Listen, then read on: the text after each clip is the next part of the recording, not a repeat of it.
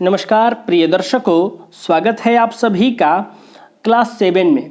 प्रिय दर्शकों, आज हम भाव कारक ग्रह को समझेंगे। भाव क्या है? जन्म कुंडली में 12 भाव हैं, यानी 12 घर हैं।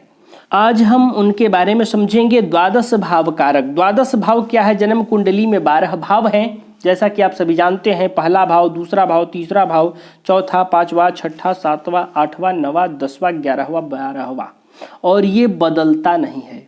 यानी कि पहला भाव यही भाव रहेगा। यहाँ एक से मत समझिएगा कि यहाँ राशि है। ये एक मतलब ये पहला भाव, ये दूसरा भाव, ये तीसरा भाव, ये चौथा भाव, ये पांचवा भाव, ये छठवां भाव, ये सातवां, आठवां, नवा, 10वां, 11वां और 12वां। इस प्रकार से ये 12 भाव हैं। तो उसी को कहा 12 भावों के कारक ग्रह। अब आप समझिए, मैं आपको बहुत सरल तरीके से समझा रहा हूँ। जैसा कि मैंने पहले ही क्लास में बताया था कि ये जो है आकाश का नक्शा है और पूरा ब्रह्मांड का जो मान है वो कितना है? 360 डिग्री। 360 डिग्री संपूर्ण ब्रह्मांड का मान है। और उस ब्रह्मांड का ये नक्शा है और इस नक्शे को ऋषियों ने 12 भागों में डिवाइड किया, जिसको हम एक भाग को हम भाव कहते हैं, घर कहते हैं, हाउस कहते हैं।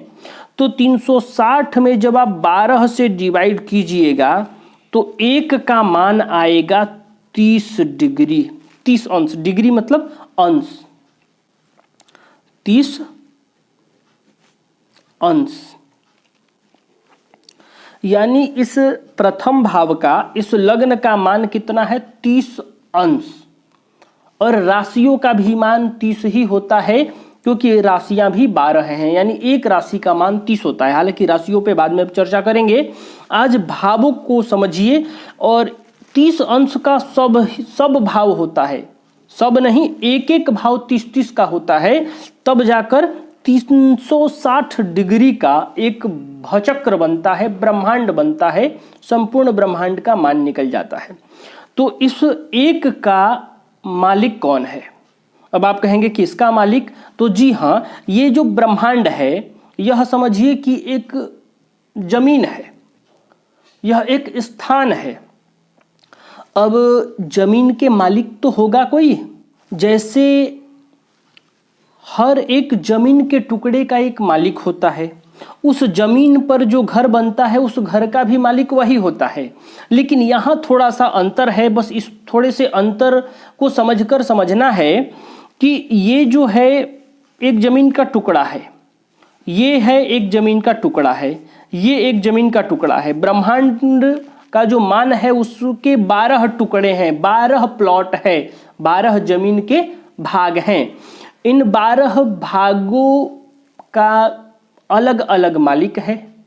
जैसे मान लीजिए अलग अलग जमीन के, एक ही शहर में, एक ही गांव में अलग अलग जमीन के टुकड़े के अलग अलग मालिक होते हैं।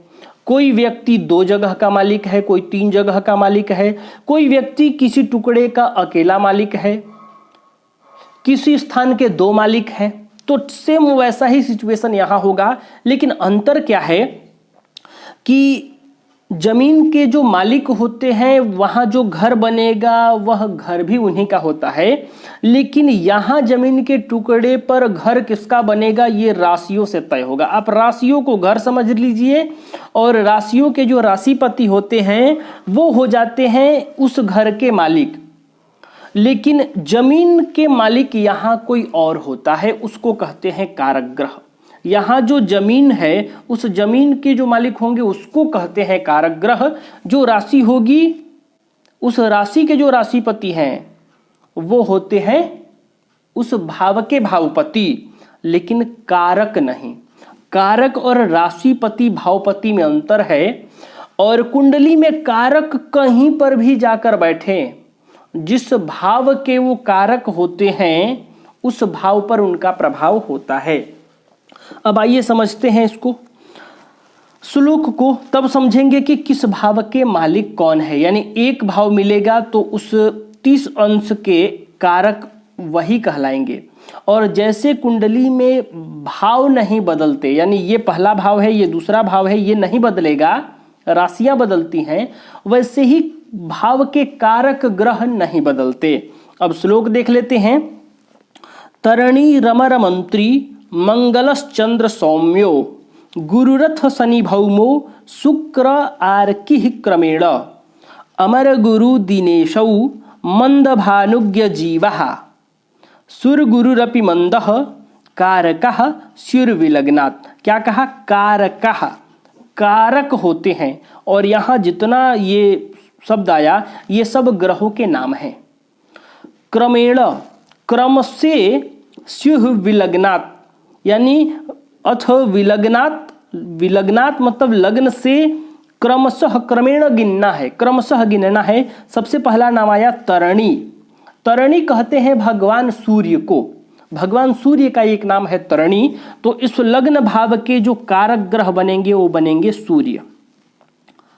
अब इस कुंडली में यहाँ जो भी राशि हो, ये तो मैंने भाव के लिए लिखा है, यहाँ जो भी राशि हो उस राशि के राशिपति इस भाव के मालिक होंगे। लेकिन कुंडली में सूर्य कहीं पर भी बैठे, सूर्य का प्रभाव लग्न को मिलेगा, क्योंकि सूर्य इस भाव के कारक ग्रह होते हैं।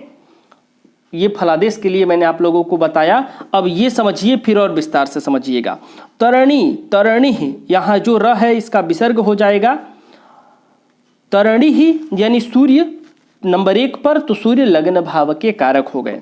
अमर मंत्री, अमर मंत्री कहते हैं देवगुरु बृहस्पति को, तो बृहस्पति हो गए दूसरे भाव के कारक ग्रह।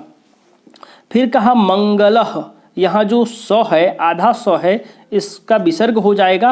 मंगलः तीसरे नंबर पर आया, तो मंगल तो तीसरे घर का कारक, जो मालिक नहीं, जो कारक ग्रह होंगे वो हो जाएंगे मंगल।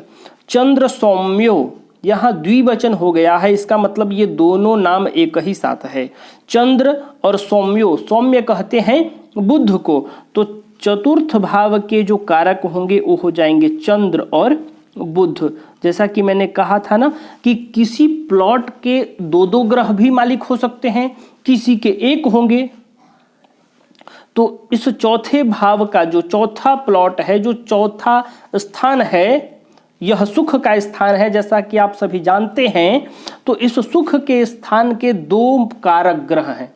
अब इसका मालिक कौन होगा ये राशि से तय होता है, लेकिन चंद्र और बुध कुंडली में कहीं पर भी हो, सुख पर इनका प्रभाव रहेगा, क्योंकि इस भाव के कारक हैं। गुरु रथ, अब यहाँ अथ होगा और गुरु र का विसर्ग हो जाएगा। गुरु देवगुरु बृहस्पति, तो बृहस्पति यहाँ पंचम भाव के कारक हो जाते हैं। अथ मतलब उसके बाद शनि भौमो, यहाँ भी द्विवचन कर दिया, यानी शनि और भौम, शनि और मंगल 6वें नंबर पर आया, तो शनि और मंगल भौम इस भाव के कारक ग्रह हो जाएंगे। शुक्र यानी शुक्र 7वें नंबर पर आया, तो 7वें भाव के कारक ग्रह शुक्र हो जाएंगे। आर्की ही, आर्की किसको कहते हैं? आर्की कहते हैं अर्कस्य पुत्र, अर्क का जो पुत्र होगा। यहाँ अर्क नहीं है कि आप सूर्य समझेंगे, यहाँ आर्की है।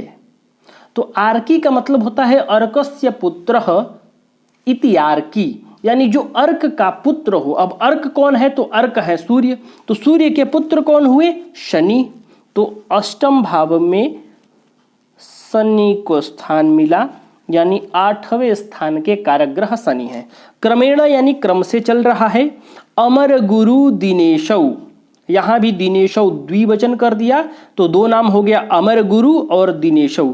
अमर गुरु कौन है? तो अमर गुरु यानी बृहस्पति, और दिनेशौ, दिनेश किसको कहते हैं? जो दिन का ईश है वही दिनेश है, जो दिन का स्वामी हो। कौन? दिन का मालिक कौन है? तो सूर्य। दिन में उसी का वर्चस्व चलता है, उसी का प्रभाव रहता है। जो दिन का मालिक हो तो दिनेश कहते हैं सूर्य को। तो बृहस्पति और सूर्य 2 ग्रह नवम भाव के कारक हो गए। तो यहाँ आप लिखिए बृहस्पति यानी गुरु और दिनेश मतलब सूर्य, इस भाव के कारक हो गए। इसके बाद आया मंद भानुज्ञ जीवा। यहाँ 4 नाम हैं, आपको यहाँ ध्यान से देखना होगा। वीडियो थोड़ा लंबा हो सकता है आज, लेकिन ये विषय ज्योतिष शास्त्र में फलित को समझने के लिए, फल कथन करने के लिए, कुंडली देखने के लिए बहुत ही महत्वपूर्ण है। तो आप तसल्ली से, शांति से, ध्यान पूर्वक यह कार्यक्रम देखें और इसको समझें। यहाँ 4 नाम हैं। मंद भानुज्ञ जीवा, पहला है मंद, मैं कलम से भी लिख दे रहा हूं आप लोगों को समझाने के लिए। मंद 1, भानु 2, ज्ञ केवल ज्ञ 3, जीवा 4। अब देखिए ये जीवा शब्द का प्रयोग हमने पहले पढ़ लिया है। पहले वीडियो में मैंने बताया था, जब राशियों के राशिपति बता रहा था तो आया था ना, जीवो मीन धनु स्वामी, यानी जो जीव है बृहस्पति हैं वो मीन और धनु राशि के स्वामी हैं। तो जीव मतलब तो आप समझ गए कि बृहस्पति होता है। मंद, मंद किसको कहते हैं? तो मंद कहते हैं शनि ग्रह को। अब शनि ग्रह को मंद क्यों कहते हैं? शनैश्चर ही उनका नाम इसीलिए पड़ा क्योंकि वो मंद है। शनि धीरे धीरे गति करते हैं। नवग्रहों में सबसे कम स्पीड, सबसे कम गति शनि की है, इसीलिए शनैश्चर कहा गया। और मंद का मतलब हो गया धीमा, जो धीरे धीरे चले, तो मंद मतलब शनि। तो दशम भाव के जो कारक होंगे वो हो जाएंगे शनि। इसके बाद 10वें ही स्थान पर आया भानु। भानु किसको कहते हैं? तो भानु कहते हैं सूर्य को। तो इस भाव के कारक सूर्य भी हो जाएंगे। इसके बाद आया ज्ञ। ज्ञ कहते हैं बुध को। अमर कोशकार लिखते हैं कि बुद्धि ज्ञ धिषणाधि, बुद्धि ज्ञ धिषणाधि। ज्ञ मतलब होता है बुद्धि, विवेक। बुद्धि ज्ञ धिषणा, धिषणा मतलब भी बुद्धि होता है।